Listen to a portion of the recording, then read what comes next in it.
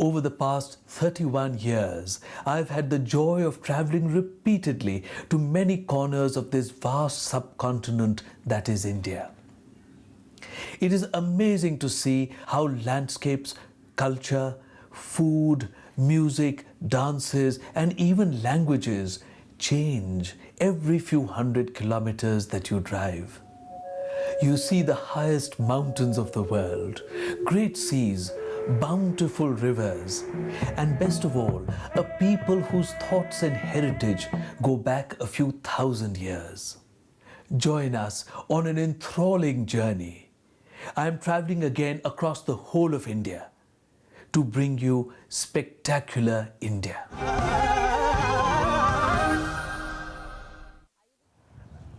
In the heart of the great Himalayas is a verdant valley which has been described by poets and emperors as paradise. Over the centuries, this beautiful vale has seen the blossoming of many of the most beautiful flowers of the philosophy of man. Kashmir has always been a renowned center of Hindu and Buddhist philosophy. In ancient times, it was known as Sharada Peeth, or the seat of the deity of learning. The Kashmir Valley, right from ancient times, we have material evidence that comes to us from at least the 5th century onwards, and before that, plenty of inscriptions as well, is actually one of the most important centers for the development of not just the culture and philosophy of the Indian subcontinent, but of Asia. And in fact, the material remains and the archaeological sites that one still finds in Kashmir, both of which can be classified as Hindu and Buddhist, and which speak of a time when the Valley of Kashmir was really, Hyun Sang also would have described it as the center of the world, would have been a place where philosophies were born. We do know that the 11th century aesthetician and philosopher Abhinav Gupta, whose philosophy of aesthetics has really influenced the development of Indic art, lived there. But also before him and after him, the most important philosophic ideals were born in the Kashmir Valley. These ideas, when they interacted with the culture of the world, and literally the cultures of the rest of the world met in the Valley of Kashmir, which served as a crucible for their interaction, and there was this beautiful exchange and interaction of ideas, which, as we all know as art historians, leads to the flowering of exquisite cultures. And so it happened in the Valley of Kashmir as well. When the kings of Tibet wanted to bring back the pure knowledge of the faith, they turned to the Valley of Kashmir. Scholars were sent from Tibet over the high passes into the Valley of Kashmir to learn from the teachers there, to learn Sanskrit, to translate texts from Sanskrit into Tibetan. And it is to Kashmir that all of them went, braving the high passes, which would have taken them months and months. In fact, most famously, Rinchen Zangpo, who even today is called the great translator and the key person in the re-establishment of Buddhism in the entire belt of the Trans-Himalayas, traveled to Kashmir on 2 occasions. It was here that the Indian philosophy of aesthetics was developed in great detail by the philosopher Abhinav Gupta in the 10th century. It is in Kashmir that Shaivism rose to its fullest heights. The manifestation of Shiva in the beauty of the world around us was worshipped as Shakti.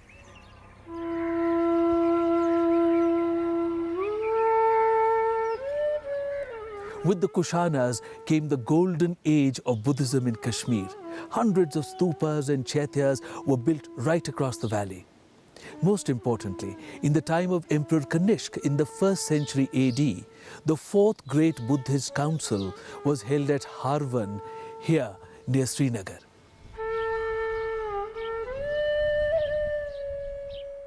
Learned monks and scholars converged here from all over to discuss and to interpret sacred Buddhist texts. This was one of the greatest meetings of Buddhist intellectuals the world had ever seen. From the 1st to the 12th centuries, The valley of Kashmir was one of the most important centers of Buddhist learning. Here, Buddhist thought constantly interacted with Kashmir Shaivism. The Indian philosophy of aesthetics was also most highly developed in this beautiful valley. This philosophy believes that the moment in which we respond to something beautiful is similar to Brahmananda, the bliss of salvation itself. We are transformed by our appreciation of beauty. It helps to lift the veils of the illusions of the material world so that we can see the truth beyond. In the 8th century, Kashmir was ruled by an enlightened and great king, Lalitaditya. According to the 12th century historian Kalana, King Lalitaditya expanded his kingdom and conquered most of northern India. These military adventures are more likely to have been successful raids rather than conquests. However, the king would have brought back inestimable treasures of precious stones and gold. The prosperity of that time is reflected in the wonderful monuments and art.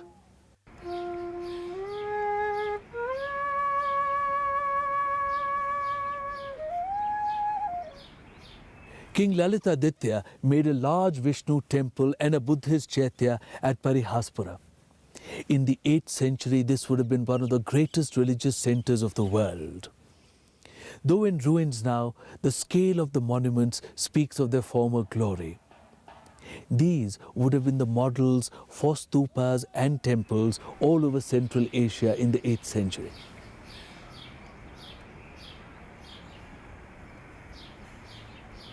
A crowned Buddha found at Parihaspura displays the artistic style of that time. This glorious stupa was made by Chankuna, minister of King Lalitaditya. Such was the cosmopolitan culture of that period that while the king was making a Vishnu temple, his minister was making this Buddhist stupa. It is perhaps this stupa which is depicted in the 11th century paintings of Alchi in Ladakh. These paintings were made by Kashmiri artists who were invited for the purpose. In them we see the architecture and lifestyle of Kashmir at that time. While the art of the Kashmir Valley from the 8th century to, let's say, the 13th century does not survive in Kashmir itself, we know about it through the art, paintings, sculptures, architecture that were made by artists from the valley in the trans-Himalayan desert lands such as Ladakh. These styles, of course, we know travel to Kinnaur and Spiti, paintings in western Tibet. And it's in these images that we get an idea of the lifestyles of Kashmir at that time.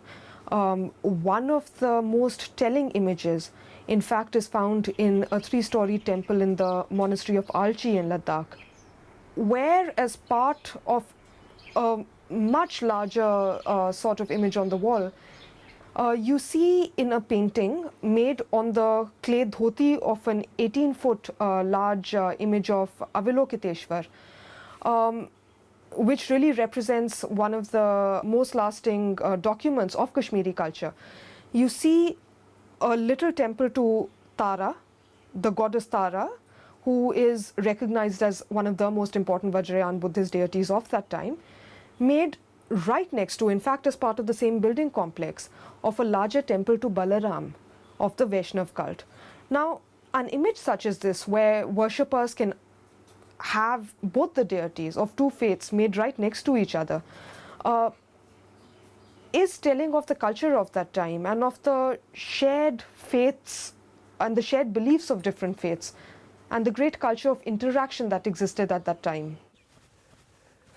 The historian Kalana writes about the colossal gold, silver and copper Buddha statues and Vishnu statues which were kept in these temples.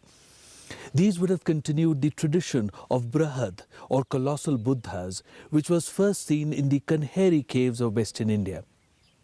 The tradition of Brahad Buddhas was also later seen in Ladakh, in Bamiyan, in China and in Japan. The temples of Kashmir have a remarkable architectural style of their own. These are quite unlike the styles of North and South India. Greek and Central Asian influences are seen in the triangular pediments enclosing a trefoil arch. A massive temple dedicated to Martand, the sun, was built by Lalitaditya at a commanding location above Anantnag. Except for the colossal 13th century sun temple at Konarak in Odisha, this is the largest temple made to the sun ever in India. It is also the largest Hindu temple in Kashmir.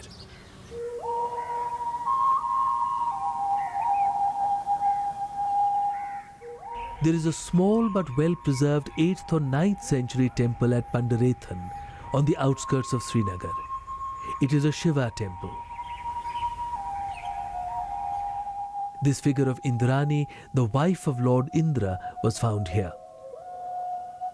An earlier 7th century colossal head of Shiva was also found at Pandarethan. A number of terracotta heads have been found at stupa sites in Akhnur and Ushkur. These would be of the 5th or 6th century.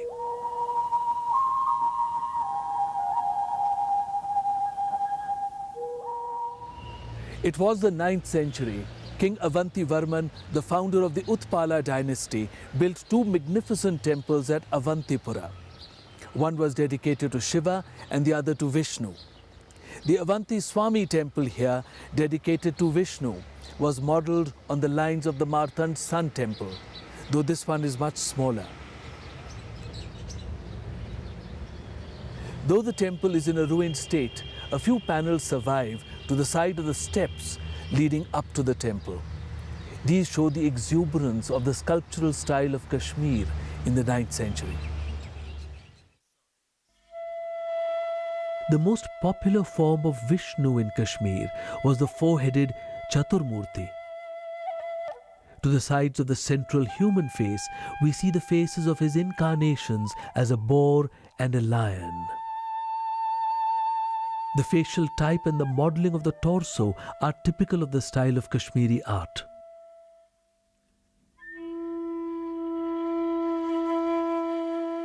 Unlike earlier austere forms of Buddhism, the Mahayana and the Vajrayana schools flourished here. Earlier Buddhism was mainly an ethical message which called upon each person to seek his own salvation through self-discipline. The new form of Buddhism brought the concept of Bodhisattvas. These were beings who had postponed their own salvation to help others in the world. They would lead other men and women to salvation. Followers could turn to them and pray for their help. The Mahayana form of Buddhism was filled with the beauty of life and of the beauty of nature seen everywhere in the valley. This marked the beginning of a great spread of the Buddhist faith northwards through the great Himalayan passes to the other countries of Asia. In the 7th century, Xuanzang, the Chinese pilgrim traveler, visited Kashmir. He found that it was a flourishing center of Buddhism which rivaled the importance of Eastern India. The Chinese pilgrim found many stupas and thousands of monks here.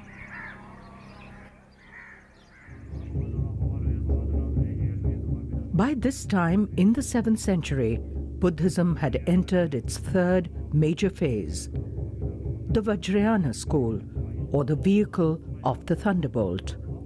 The logic of this school was supposed to be as striking as a thunderbolt and as indestructible as a diamond.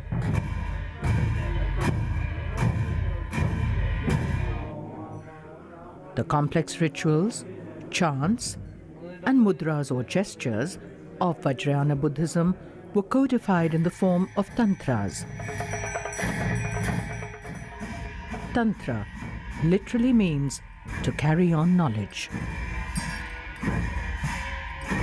The formidable mountains that ring the valley did not prevent Kashmiri monks from traveling constantly to Tibet, Central Asia, and China. Between the 4th and 10th centuries, they took the teachings of Buddhism far and wide. Kumara Jiva was the son of Kumarayana from Kashmir. He is one of the greatest names in Chinese Buddhist history. Bronzes and manuscripts with paintings were also carried to distant lands by these teachers. This spread the aesthetics of Kashmiri art far and wide. The trans-Himalayan lands of Spiti, Kinnaur and Ladakh are a magical place. The tallest mountains of the world stand guard here. Ancient culture is preserved till today in this great crucible. In this land where everyday life is a challenge, Buddhism arrived very early. Emperor Kanishka made the Sani Stupa in Ladakh in the 1st century AD. We are at Mulbek, 35 kilometers southeast of Kargil. This is on the ancient trade route which connected Kashmir to Leh in Ladakh. Along with the movement of goods, Buddhist culture and Kashmiri art traveled along this route. Behind me is a massive Maitreya Buddha statue over 20 feet tall. There are 3 such colossal statues in the Kargil district. These mark the movement of Kashmiri art and Buddhism into Ladakh. We see here the artistic style of Kashmir in the 8th and 9th centuries. We see also the close similarity of the iconography of the Shiva statues. There are other such colossal Buddhas and rock carvings of the 7th to the 9th centuries along the trade routes.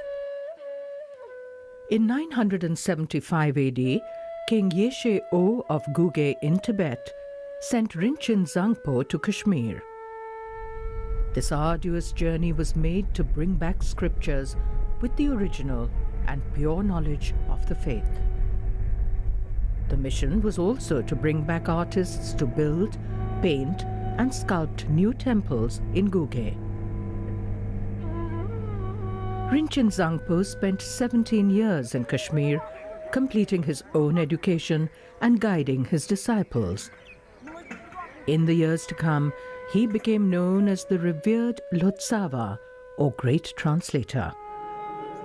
His translations brought to Guge the true knowledge of Buddhism which the king had sought. In the 4th century, in the Buddhist centers of Kashmir, the Yogacharya school of thought had developed.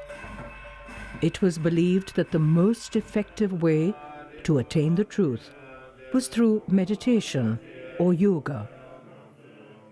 The aim of yoga is to become one with the eternal.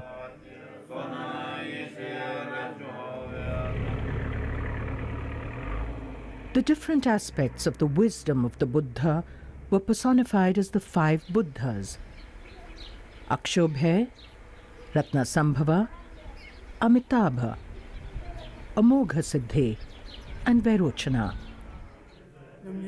Vairochana, who symbolizes the wisdom of the Buddha's enlightenment, is the supreme Buddha in the Yoga Tantras.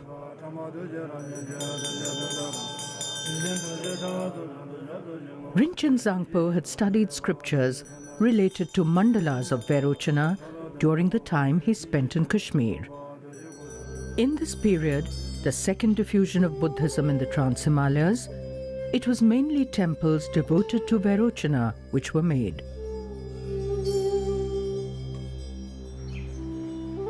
It is believed by the people of the Trans-Himalayan lands that Rinchen Zangpo made 108 monasteries and temples. He had brought 32 artists to Guge from the valley of Kashmir.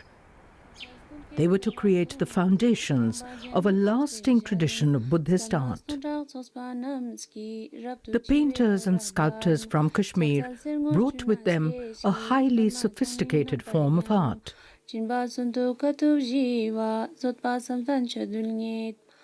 Inside these temples, one enters an enchanted space. It is a world of graceful forms and color. The purpose of this art is to take us into the deep and harmonious spaces of the inner self. The paintings in the monastery of Alchi reveal a lot about the sort of ethos that would have existed in terms of not just the artistic styles but also the philosophy and religion of that time. One imagines that, when one goes into a Buddhist monastery, one will find religious paintings, paintings of deities. And actually when one goes in, one walks into a space that transforms oneself, that takes one away from the world. While there are mandalas with deities, the artist really seems to be coming into his own when depicting the world around the deities. So you have innumerable in fact, images of, for instance, apsaras that fly bearing garlands or trays with flowers around the deities. And when you see these little figures, twisting and turning through the air, performing almost acrobatic feats, you realize that it's a world which is completely imbued with a sense of the joy of discovery. And in this, one cannot but think of Abhinavgupta and the philosophy of aesthetics that he propounds, where he says that, in fact, an image has the power to give you a taste of the eternal. And in that moment, when you're looking upon images such as these little figures flying through the air, or even dancers that are made in these so-called religious paintings, you do tend to forget yourself. You tend to forget that you're standing in a monastery. You tend to forget the place that you're in. You tend to forget the time that you're in. And in that experiencing, even for a very, very brief moment of that eternal, you come close to what Abhinavgupta talked about. You come close to what he talks about as a taste of Brahmanand. While you may not experience it, this is a glimpse of that. Amidst the natural beauty of the Kashmir Valley, the most joyous Hindu and Buddhist philosophy was born. This saw beauty as a stepping stone towards the final truth and salvation itself. This philosophy led to the creation of art, which fills us with joy and transforms us.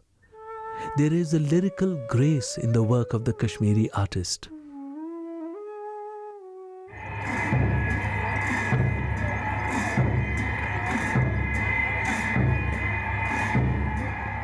The legacy of ancient Kashmir is continued till today in the lands of Ladakh and Himachal Pradesh.